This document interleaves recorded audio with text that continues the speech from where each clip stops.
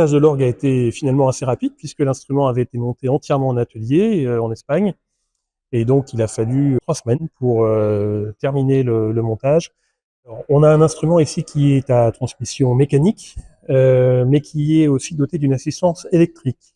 C'est-à-dire que l'accouplement, par exemple, entre les claviers ou vers le pédalier, se fait par le biais d'un système électrique. Donc, celui-ci a été mis en place ici et nécessairement, il y a un certain nombre de points à vérifier au moment où on le met en place, et notamment au niveau des capteurs, qui sont des capteurs extrêmement fins, qu'il faut vraiment mettre en œuvre de manière assez précise. Alors le chantier n'est pas fini, il reste tous les travaux sonores, c'est-à-dire faire le son. Toute la tuyauterie qui est à l'intérieur de l'orgue a été déjà travaillée en atelier, mais maintenant elle va être mise dans son acoustique et a besoin d'être paramétrée finement. Et donc c'est ce travail qui va se dérouler maintenant pendant 3 semaines et qui va se terminer avec ce qu'on appelle l'accord général, faire en sorte que chaque tuyau donne la juste note. Alors, je suis facteur d'orgue indépendant et je travaille en collaboration avec l'équipe Grenzig. C'est important au moins d'avoir participé au remontage. Disons que ça gagne du temps. Si vous arrivez sur un orgue que vous ne connaissez pas du tout, vous allez être très long à trouver la panne, à la réparer et peut-être même à faire une bêtise parce que parfois vous voyez quelque chose est détendu, vous vous dites ah bah si c'est détendu ça marche pas, je vais le retendre et puis on s'aperçoit que l'humidité venant ou quelque chose comme ça, si c'était détendu, il y avait une bonne raison que ce le soit.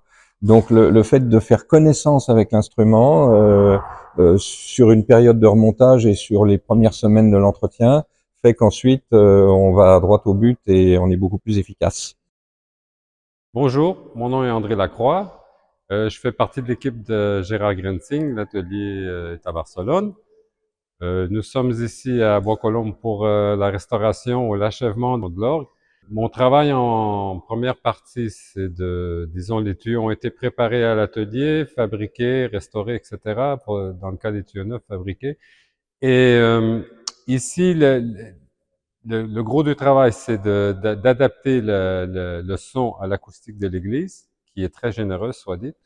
Et dans un premier temps, c'est jeu par jeu, et après ça, c'est d'équilibrer les jeux entre eux-mêmes. Il y a eu une première coupe, mais là, peu à peu, c'est-à-dire c'est des tuyaux qui sont coupés au ton. Après, avec un cône, on ouvre un peu ou on ferme un peu le tuyau.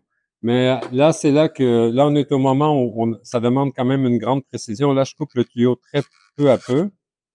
Enfin, premièrement, je le laisse propre, bien beau. Et on coupe le métal tranquillement.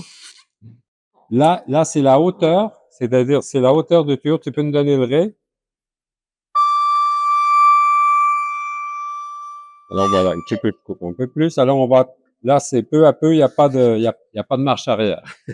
Si c'est trop court, c'est fini. Alors, il faut pas se tromper.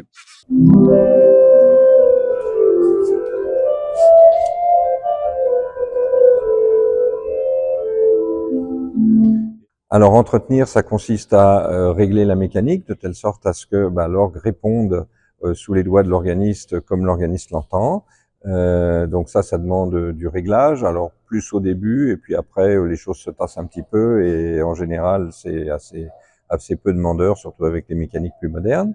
Et puis il y a l'accord, c'est-à-dire qu'en fonction des changements de température et des changements de saison, l'orgue se désaccorde et donc il faut le réaccorder pour qu'il soit toujours agréable à écouter.